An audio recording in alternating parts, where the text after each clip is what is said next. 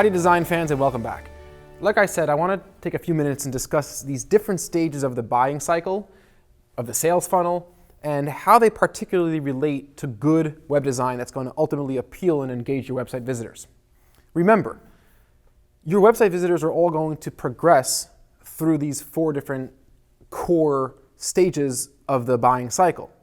And you have to design your pages that will appeal and not deter people regardless of what stage of the buying cycle they're in. So let's spend a few minutes talking about awareness, that very first stage. Awareness is a commodity in very, very short supply. In a way, it's almost easier to convert visitors once they're in the desire or interest stages because they're already kind of in your zone. They understand what you offer. They understand the value that your products and services will have to them. Whereas awareness, you have to really grab attention. We're bombarded with ads and different things going on in our lives to an incredible extent nowadays. We see hundreds, if not thousands of ads every single day. So in a way that this stage of awareness, it's the most crucial that you design your landing page properly within the context of giving yourself the greatest opportunity to capture the attention, even if it's just momentary, even if it's just going to take a minute to express to your website visitors what it is you sell. It's really important that you're able to design your landing pages in an effective way to capture the attention so you could awareness of your products and services. And I prepared a couple slides. I'm going to begin to show you some actual practical things that you could do on your landing pages with regards to awareness. And obviously, these are concepts that are essential to all types of good design in web pages, but they're particularly important as it relates to awareness. And by the time we're done with this lecture, you're going to have some practical tips that you can start implementing right away. So that's pretty exciting stuff. So let me just open up the presentation. Okay, so as you can see, awareness, right? Where it all begins. We have on the right-hand side our level of commitment, the level of commercial commitment, where people are getting into the awareness stage. And as you can see, it's very low, right? So out of all the different stages in the buyer cycle, the level of commitment that your user currently has is going to be the lowest in the awareness stage, or getting into the awareness stage. When you're spreading awareness, you need to start thinking about this concept of permission marketing, right? Where you're not being flashy or gaudy or trying to interrupt or disrupt the daily schedule of your website visitors. You want to be thinking about trading free value for attention, trading value for attention. That's a very, very powerful concept. People are not always going to be ready to open their minds up to your products and services at any given time. One of the most powerful ways to trade attention is by offering things of value for free. You offer a case study for free. You offer a YouTube instructional video for free. You offer a free consultation. You offer an ebook, right? These are things that people could download, could interact with, could engage with on their own time, in bed, home at night, in the comfort of their own particular schedules.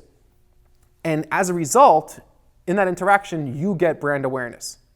So anything that's gaudy or flashy, those are types of things that completely detract from awareness. It completely turns visitors off. Anything that's screaming at your visitors turns visitors off, right? So you want to make sure that things are done with a sense of calm and stillness, and we're going to talk about that in a second. New visitors, like we said, they're very low on commitment, and they're looking for reassurances, clarity. The primary thing a new visitor is looking for is that you are legit. They're not interested in being scammed. They're not interested in being sold. They're essentially looking for a sense of quality, clarity in the message. They don't want to think too much about what you offer. You have to do it in a very succinct way. This goes back to our very first lecture. This most important concept in web design and good web design is clarity. And those are the types of things that will ultimately increase commitment as they continue on through the buying cycle. One of the things we're going to talk about once we get to the chapter on transactional assurances are things like logos of partnerships, or client logos, or your shipping policies, or your refund policies, right? These are things that give customers an immediate sense of trust, and that's what the people are really looking for in this awareness stage. If you can't clearly communicate what you offer and the value it provides your customers? Remember, going back to the 5-second test again, what do you offer and what value does it provide to your customers? There's never going to be any interest, right? So you have to make sure, and you have to start thinking about your headlines, your subheadlines, the clarity in which you're giving over your message. These are all types of things that are going to help increase a sense of awareness. People will be open to giving you some attention, and then you'll be able to kind of work them, your landing pages, and the rest of the content on your landing pages will start being able to work them through the rest of the stages in the funnel. And here's an interesting quote from Herbert A. Simon. What information consumes is rather obvious. It consumes the attention of its recipients. Hence, a wealth of information creates a poverty of attention and a need to allocate that attention efficiently among the overabundance of information sources that consume it. So this is a beautifully succinct and elegant way of saying that the more information that we're exposed to, the less attention we have to split between all these different sources of information. And if you recall this idea of attention ratio in web design, where we said fewer links on the page that detract from that primary conversion action, it's the same concept here. People have so many different quote-unquote links in their life, so many different things that they could spend their time on in their life, that you have a very, very small, slight window of opportunity. And when they come to your site, you got to do the best you can in the clearest, most efficiently, in the most efficiently way possible for your website visitors. Stop streaming and be still, right? Your page, like we said, it should evoke a sense of calmness and stillness. Overdoing the motion, the background videos, things that are scrolling, things that are flashy, this is not my opinion, they statistically will deter your visitors away, especially at this early stage where getting their attention is so important. It's almost counterintuitive. You might think that things that are flashy and overly bold will help. No, it turns them away. A sense of calm and a sense of stillness is what's going to ultimately increase your conversion rate. Not every element on your page needs emphasis, right? The more different things you emphasize equally, the less attention your primary call to action is going to get and the lower your conversion rate is going to be. Think very strategically about what's the most important element on your pages and which elements should get the most visual emphasis. That's a very important factor as well. Once again, no gaudy or flashy visuals or overly bold color schemes unless it's done in a very tasteful and a very professionally designed way. Make things easy to find. If people cannot find it easily, might as well not exist. People are not going to look, they're not going to, especially in this stage where they're just becoming aware of what you offer, people are not going to work hard to become aware of what you offer. We said that, if you remember, people might work hard once they desire what you sell to buy it from you. Then people might work hard, but no one's going to work hard to figure out what it is you sell. Here's an image of a landing page of quite a big company, and it's quite interesting. This is a bad landing page, right? It might be professionally designed, but let's just take a look here. We have this hero section, which has a big call to action, and then we have another section which is given the same weight. The font size is the same size. The call to action is the same size. We go down a third section. There's a big background video with another equally large and emphasized headline and call to action button. And yet again, another equally large headline and call to action button. Okay, so this is an example of a page that's too busy.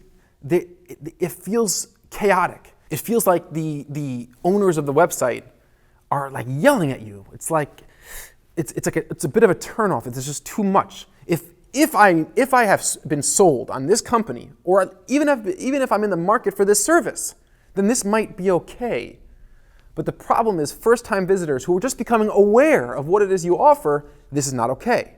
Because this is going to create confusion, there's a sense of chaos, and it's going to turn people away. Let's contrast that with this. Look at the beauty of this page.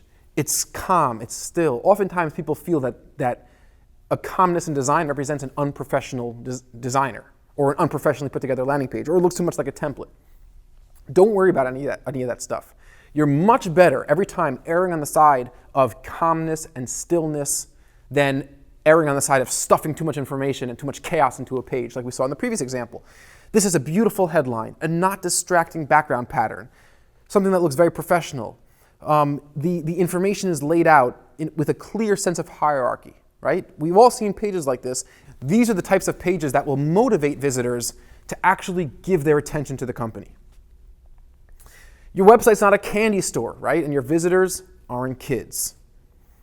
A kid in a candy store loves the chaos. They want everything. They want to grab at every aisle. They want to try every single candy. That's not what your visitors are who are making a mature decision to give their attention to learn more about your products and services. What you sell is not that exciting, especially when they don't know about it yet.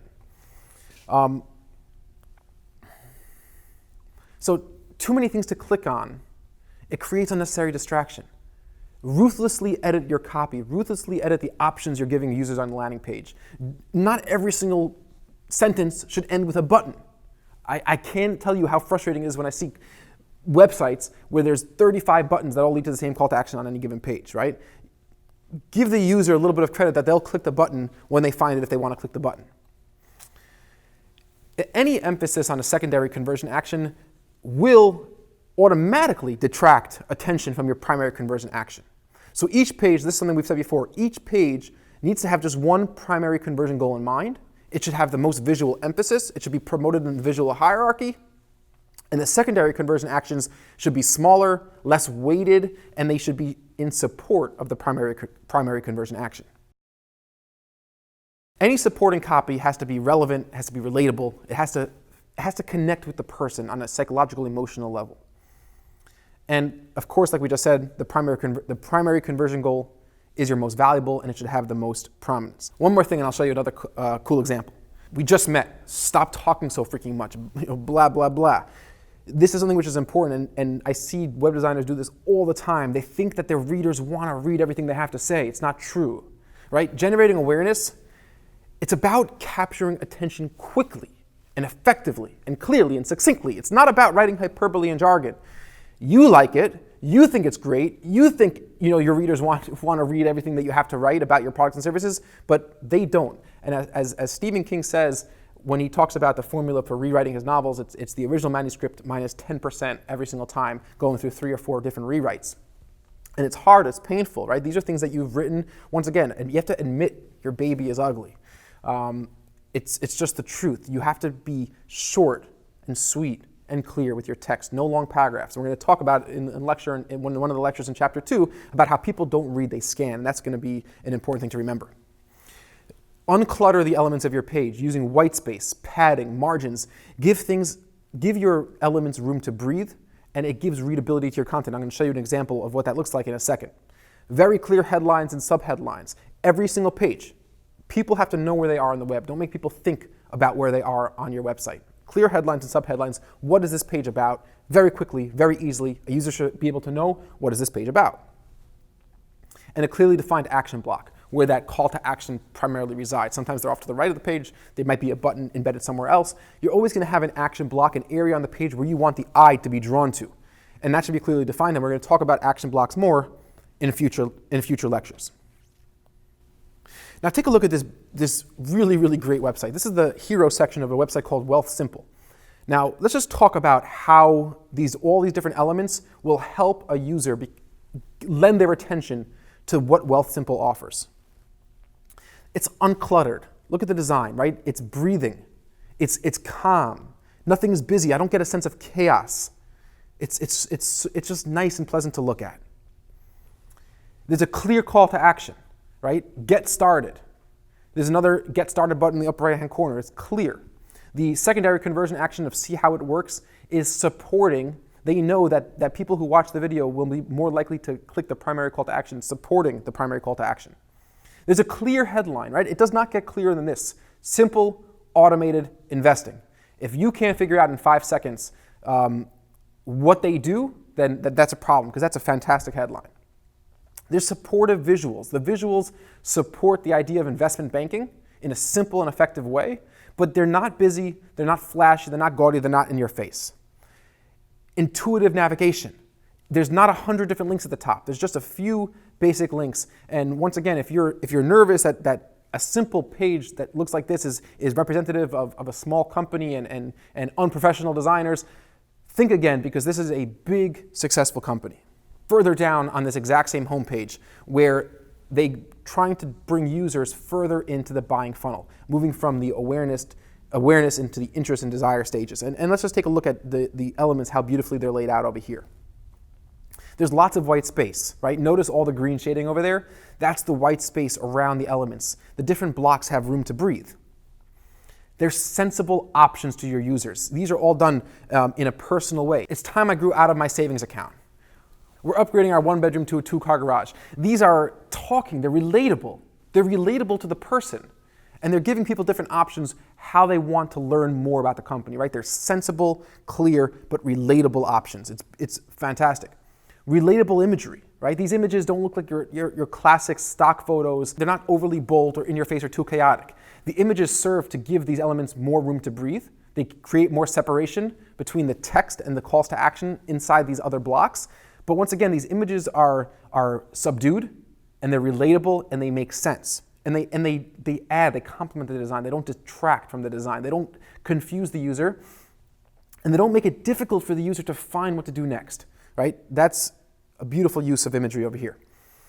Primary and secondary calls to action in each action block. Once a user finds which one of these relatable scenarios relate to him as they relate to this product and service, automated simple investing, there's a primary, secondary call to action. I could choose to learn more about that persona that they described, or I could just begin right away and get in touch and begin the automated investing process through Wealth Simple. So it's, we take away all these different elements that we just spoke about, and then we have the page nice and clean again.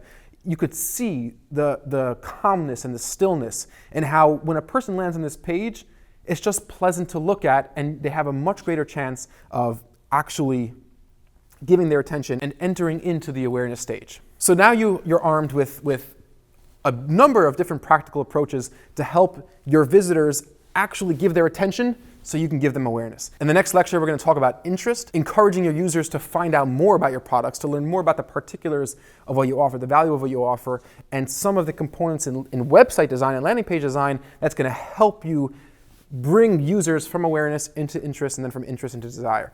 So thank you very much for watching this one, and we'll see you guys very soon in the very next lecture.